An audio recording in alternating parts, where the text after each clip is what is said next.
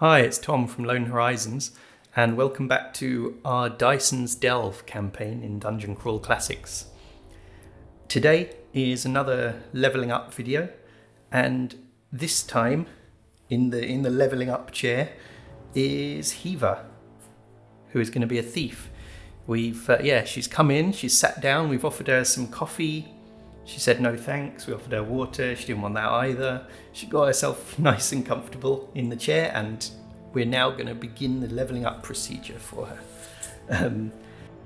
Heva is a chaotic smuggler, and she's the only one, I think, out of the survivors with an agility bonus at all. So it makes sense, based on her occupation and her stats, that she should be the thief for the party. So I've got the thief sheet printed out here. Let's see, I'll start filling this out. So name Heva. I normally put like F for female. Alignment chaotic. Occupation smuggler. It's worth keeping a note of their occupation because remember they get to roll a d20 for their action die if they're doing something that they may have been trained in their old job. And as a thief, she may well need to smuggle some illicit goods at some point. So, class thief. There we go. Speed is 30. She's human.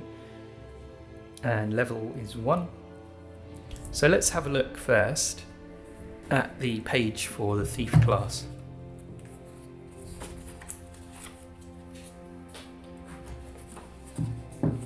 Here we go. You're a hulking, skulking thug waiting for your next victim, a dexterous wall climber, cozening treasures from ostensibly impenetrable vaults, a fleet-footed cutpurse outrunning shouting pursuers through a crowded market, or a brooding killer stalking a difficult target.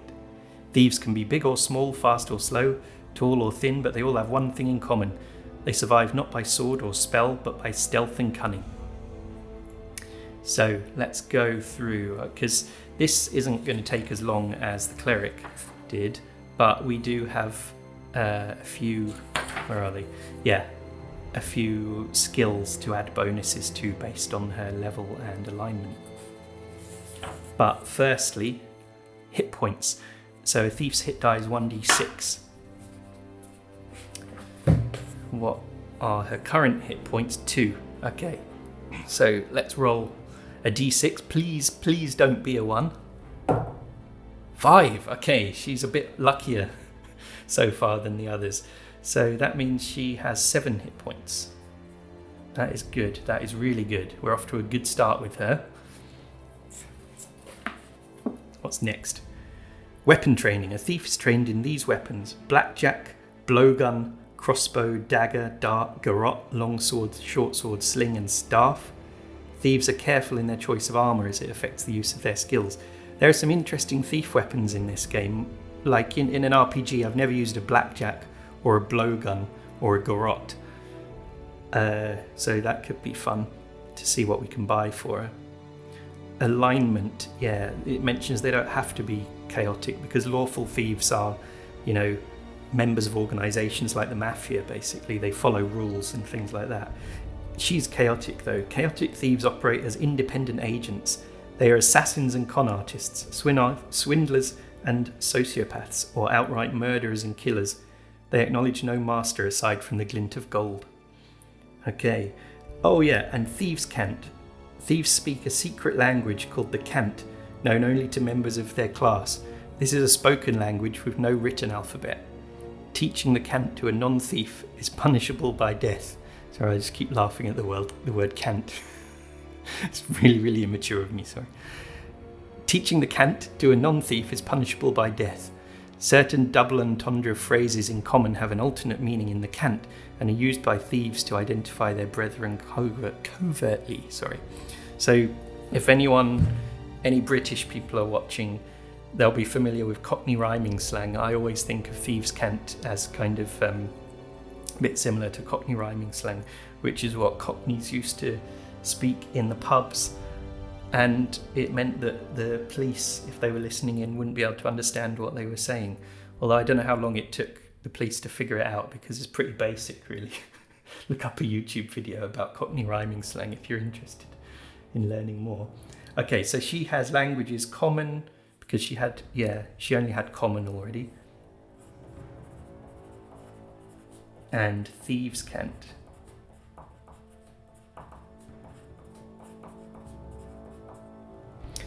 All right.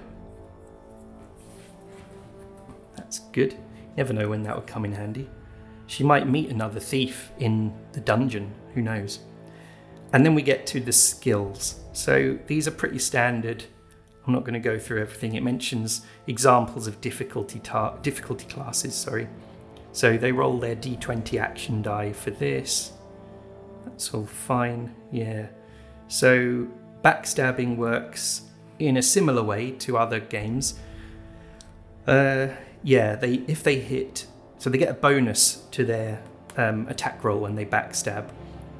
If they hit, the thief automatically achieves a critical hit, rolling on the crit table for their level. Yeah.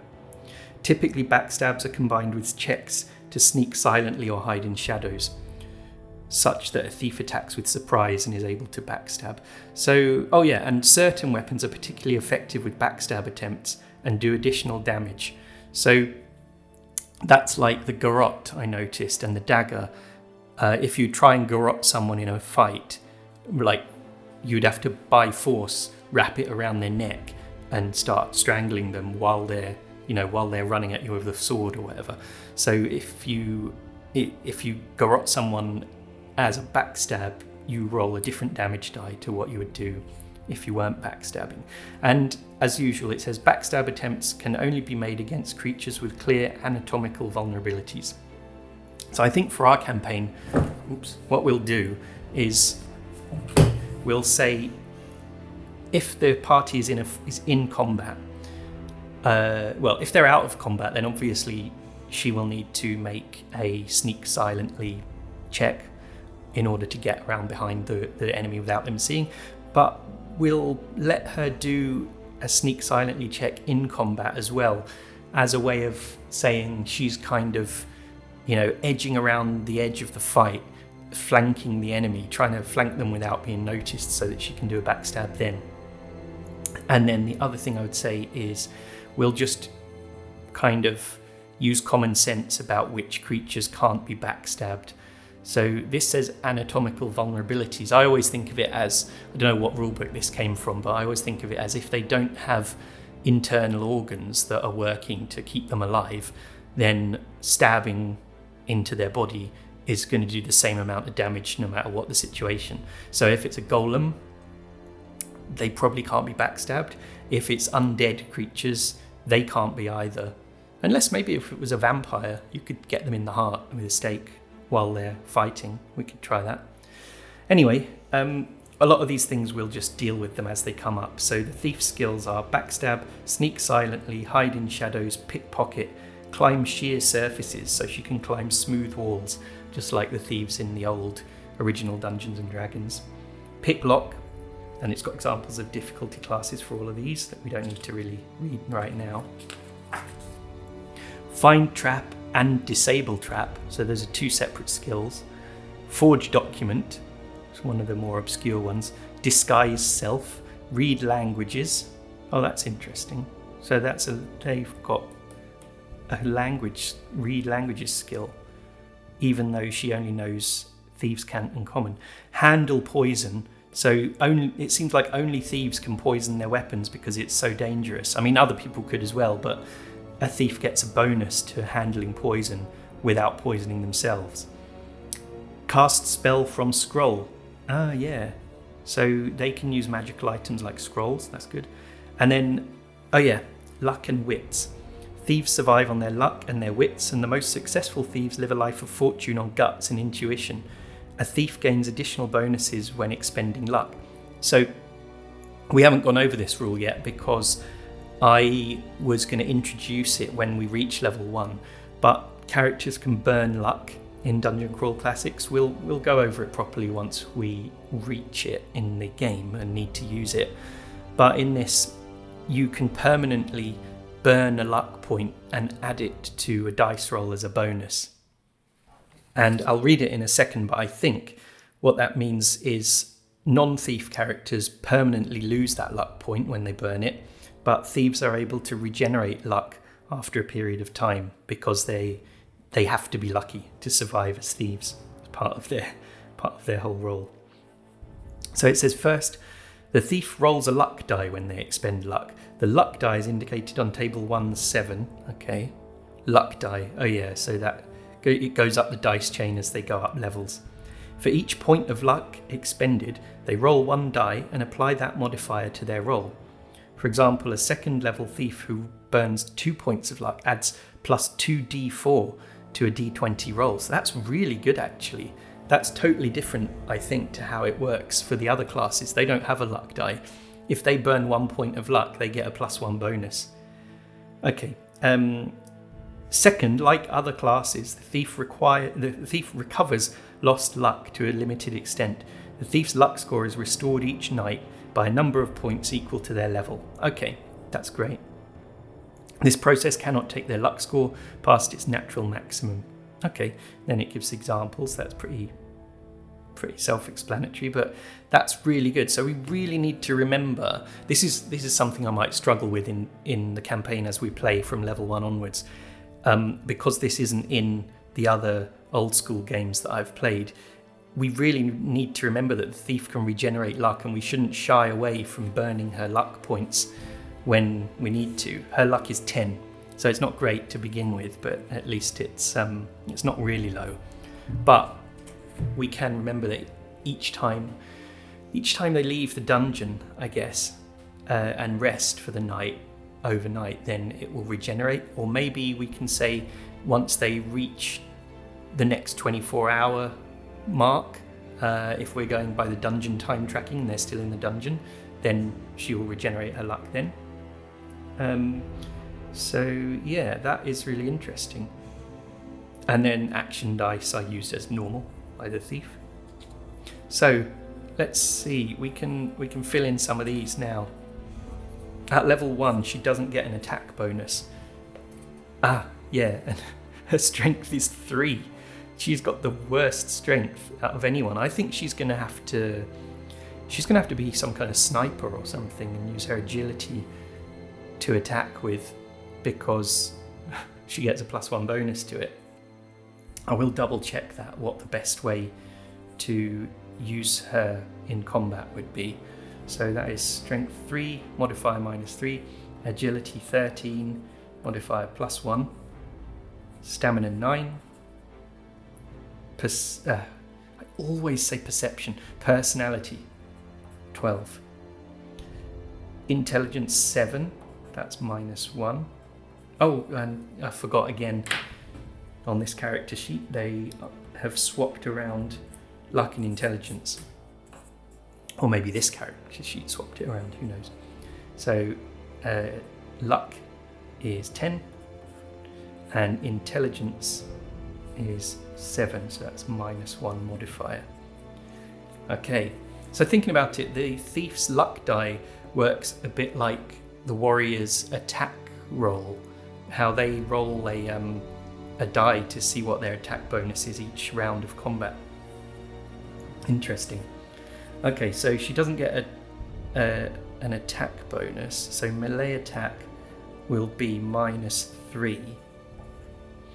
I need to look up though, are there melee weapons where you can use your agility instead of your strength? Because what am I thinking of? I'm thinking of like D&D 3.5, I think, based on playing Neverwinter Nights, the PC game, where there was a feat called Weapon Finesse, and if you got that, you could use your agility bonus as to add to your attack roll, rather than your strength bonus for light weapons like short swords and daggers and things. So I'll look that up later to see if that applies in Dungeon Crawl Classics as well, if there's some equivalent rule. Or let me know in the comments if you're feeling educational. So, all right, melee damage then, that will be based on her weapon, which we'll choose in a minute.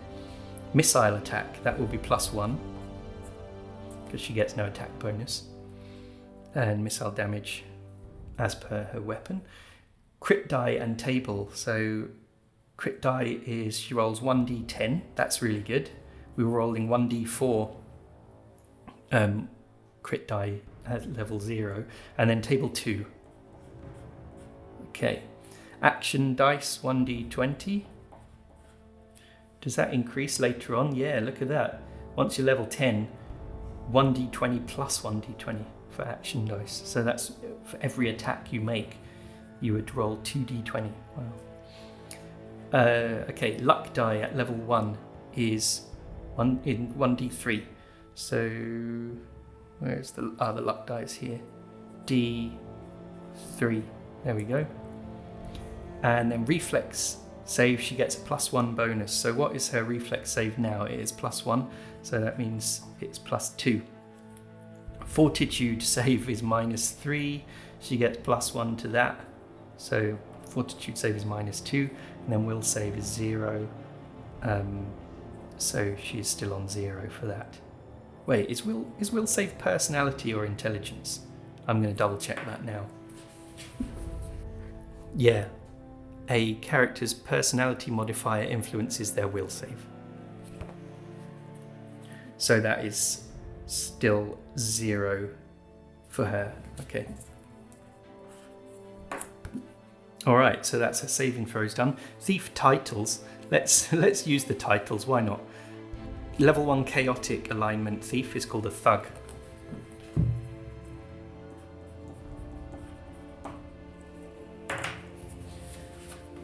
Alright, so now we get to the skills. I will just write all these down. I guess this means you will add this bonus to your action die when you roll to do a skill check. And I wonder, do you add your agility bonus at all? Let's see. Okay, I hunted through the rulebook to find out whether your agility bonus is added to your skill rolls, and it's actually on the same page that I was looking at originally.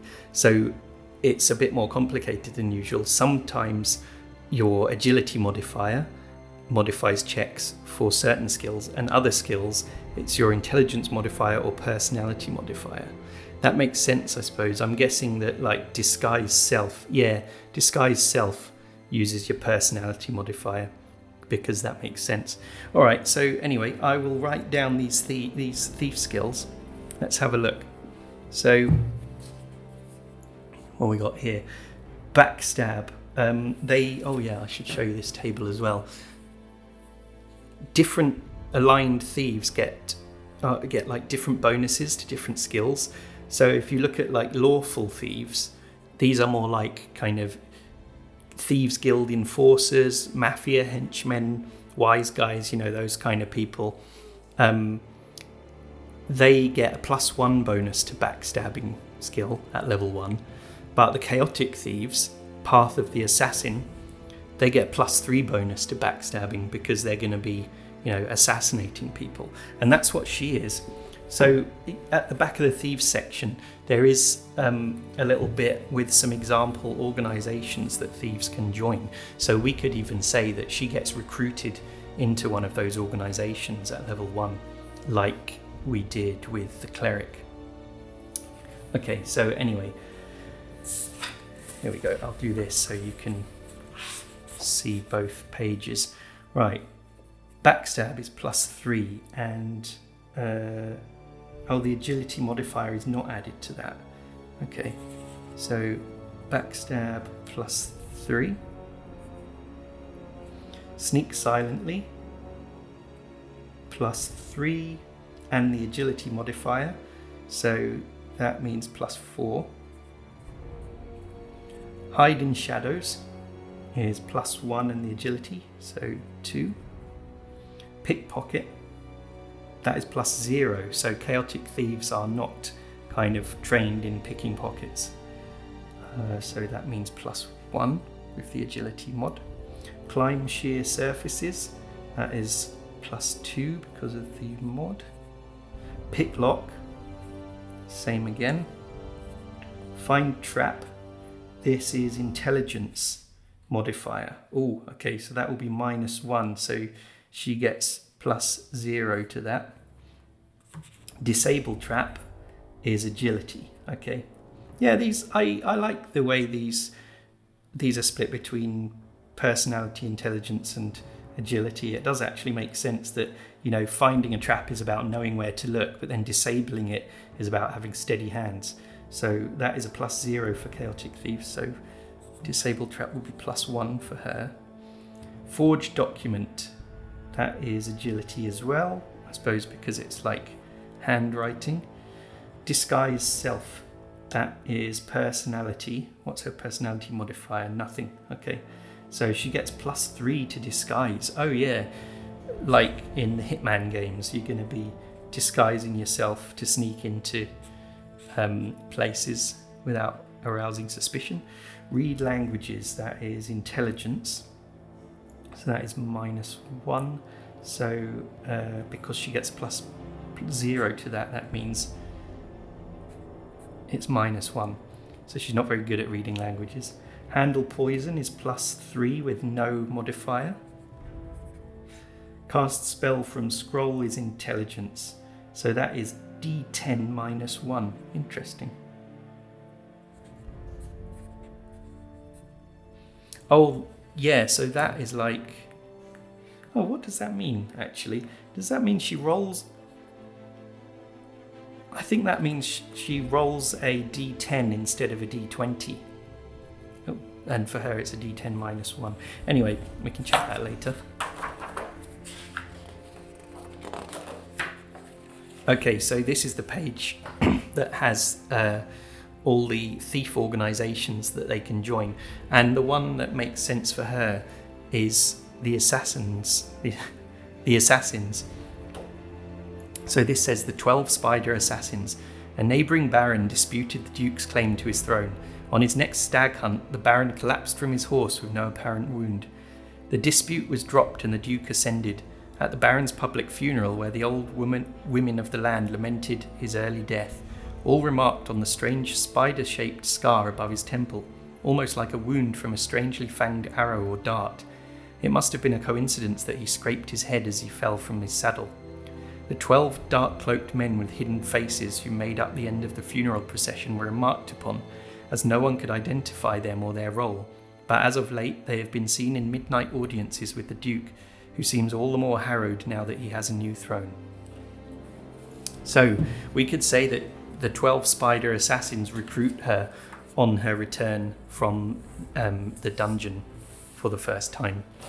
They've been maybe watching what's been going on in the dungeon somehow from afar and liked what they saw. Okay, so now that we've got all her character stuff done, I think it's time to go on to equipment. And she doesn't have much to begin with. She's got her sling, and she's using stones picked up from the ground that are really bad quality for ammo. She's got a waterproof sack, and she's got 2 rations, that's it. Plus, she's got 626 silver pieces, 5 electrum pieces, and 26 copper pieces. So she's quite rich, like everyone else at the moment. So yeah, let's have a look at the equipment page. So what is she gonna need? I'll get some scrap paper. Most of my pile of scrap paper is actually the rulebook for 4 Against Darkness, the solo dungeon crawling game, because I printed it at A4 size, and then I can't remember what I did. I did some other alternative printing method. Anyway, it makes for good scrap paper. So yeah, let's see. If she buys a backpack, because they all need a backpack, that is 2 GP.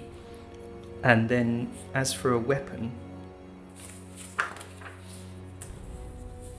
let's see. So the ones with the little cross sign, these weapons are particularly effective when used with the element of surprise. So yeah, for example, the blackjack, if you do a sneak attack with it, you roll 2d6. If you're not doing a sneak attack and you're just bashing someone in the face with it in combat, you only do 1d3 damage.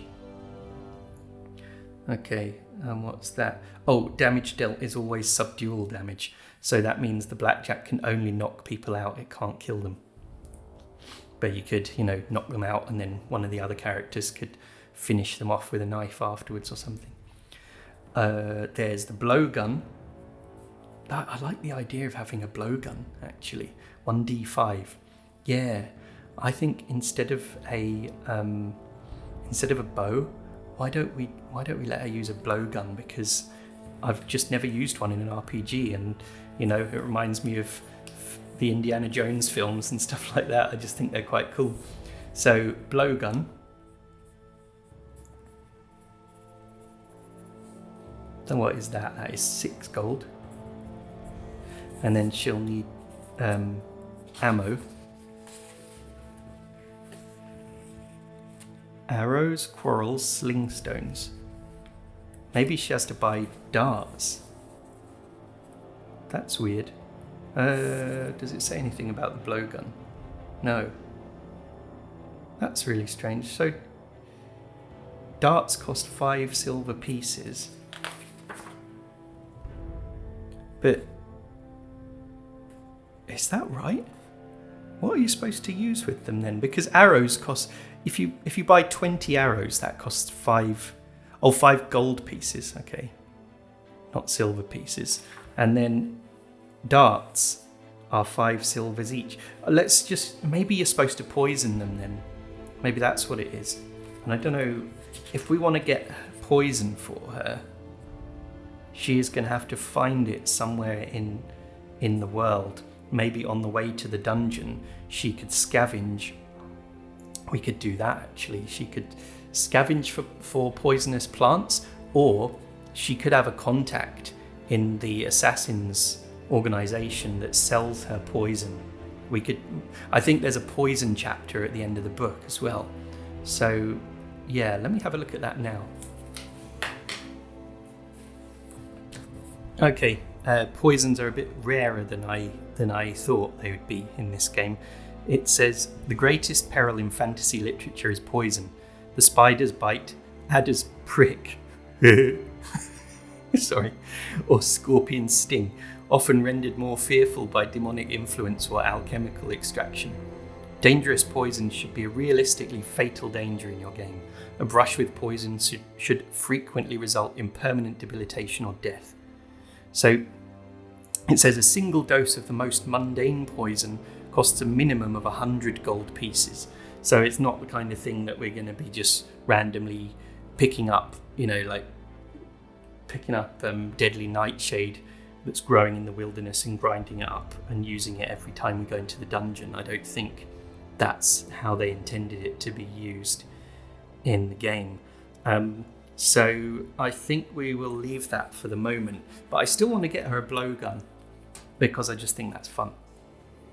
So I think we have to use the darts with it. If anyone's got any ideas about blowguns and darts in Dungeon Crawl Classics, let me know. But yeah, you could just throw the darts though. Oh, strength modifier applies damage with thrown darts at close range only, so that's the difference.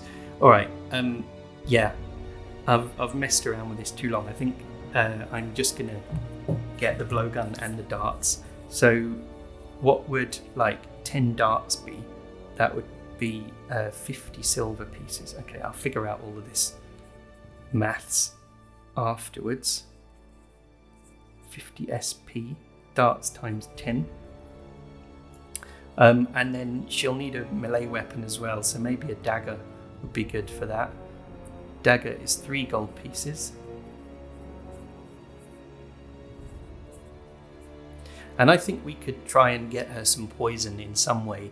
Like we might meet a monster that she can harvest it from in the dungeon, or we could send her on a little side quest outside the dungeon or something like that in between delves. No reason why we can't do that. All right, so she's got a blowgun and a dagger. I think that's good enough for her. She doesn't need any kind of sword or anything, I don't think. And with armor for thieves, they get an armor check penalty, a skill check penalty, sorry. So, wow, even wearing leather armor takes -1 off her rolls for using her skills. Wow. So she could wear padded armor, and that gives her an armor class bonus of +1. So maybe this means she shouldn't really be in the front line of combat, because I'd rather she had +1 armor class than -1 on all her skills and everything that she does. So yeah, her armor class is just going to be 1 then. It's not very great. With padded armor, which costs, what does it cost? 5 gold pieces.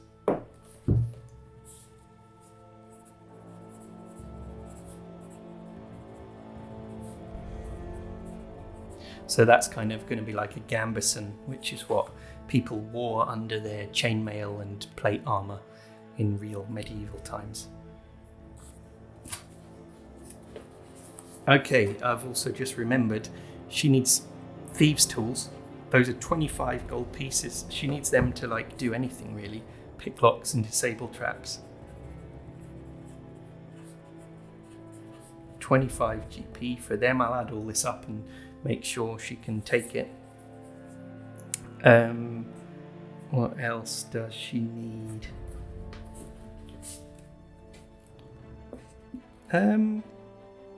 Rope. 50 feet of rope is 25 copper pieces. You can get a grappling hook as well. Why don't we get her a rope and grappling hook if she can afford it? That would be, grappling hook is 1 gold and rope is 25 coppers.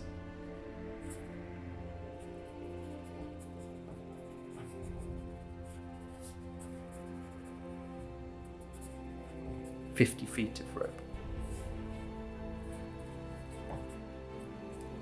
And then I think that's all she needs, really. All the gear she needs. Yeah. The others have got stuff that she can use when she needs it anyway. Okay, so I'm going to just add up these totals and make sure she can afford it.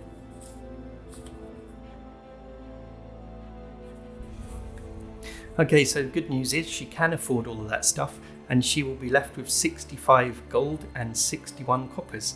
That is really good news. Okay, so I will write all of this down now, and then that's basically it. So weapons, she has her dagger, which she'll only use for doing backstabbing, I think. So that is 1d4 damage. And her blowgun. What was the blowgun? 1d5, I think. Oh, blowgun is 1d3/1d5. Darts are 1d4 though. I don't know how this works. Maybe blowgun darts are. This is really annoying me because I just need to make a ruling as the GM on how this works.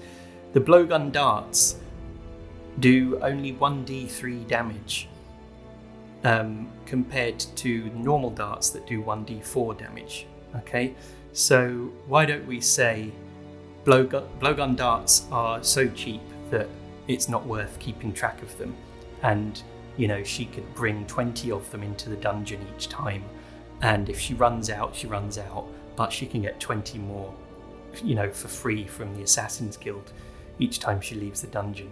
I think we should say that because based on these damage dice, they're clearly not meant to be the same darts. So that means she will get 50 silver pieces back because she didn't need to buy 10 darts. Okay, that's fine.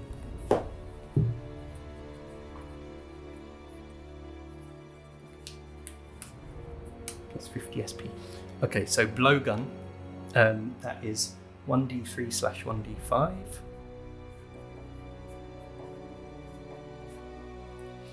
So those are her weapons. So melee attack is -3. Melee damage is gonna be 1d4 -3 if it uses her strength. Alright, let's just double check that. So 1d4 normal damage, 1d10 for backstabbing actually. So that's what it's meant for. Dagger. That's interesting. It says characters generally purchase normal straight-edged daggers, but cultists, cave dwellers, evil priests, alien worshippers, and other menacing villains carry curvy or ceremonial daggers known as Althame, Chris, or Tumi. Interesting.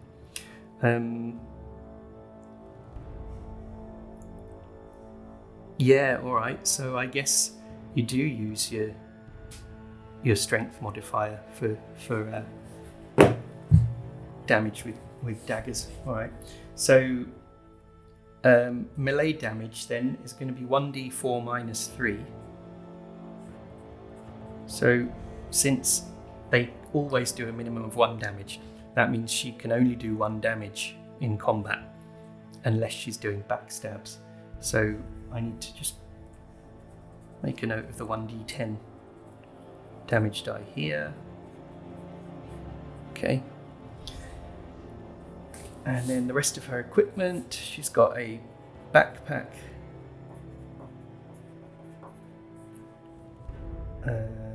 padded armor.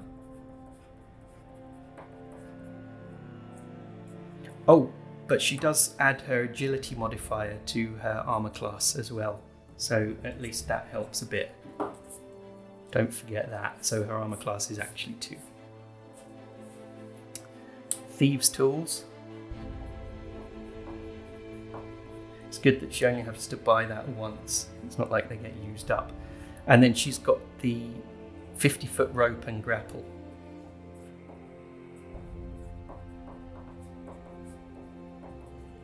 That could be really useful. Okay, and then her gold, she has 61 coppers. Hang on. I'm going to do it the way I did for the last characters. So CP 61, SP 50, and GP 65. I'll put electrum pieces there. I think there are platinum pieces, but I don't know if we'll ever find one of them. All right, so, oh yeah, she's got her rations times 2. We need to make a note that she is miserly. That's her personality trait. Where did I put it on the other characters? Just up here, okay.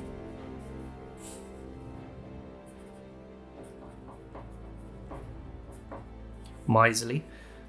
Speed is 30. Yeah, oh, initiative bonus. Oh, here we go, initiative. So that is her agility modifier, so that's +1. Okay, that is good. Missile damage, that's the blowgun, so that is going to be 1d3/1d5. I'll just write, 1d3 +1 actually, because it's agility modifier. 1d3 +1, so that's for normal combat, not backstab damage. Okay, so is that everything? Her lucky sign was Path of the Bear, which means she adds her luck bonus to her melee damage rolls, but I'll just write it down anyway, just in case. Just in case she ever, gets granted a permanent luck bonus or something like that. You never know what will happen. So Path of the Bear, melee damage +1. Oh, melee damage plus luck mod. Alright. Most powerful enemy vanquished, giant ferret.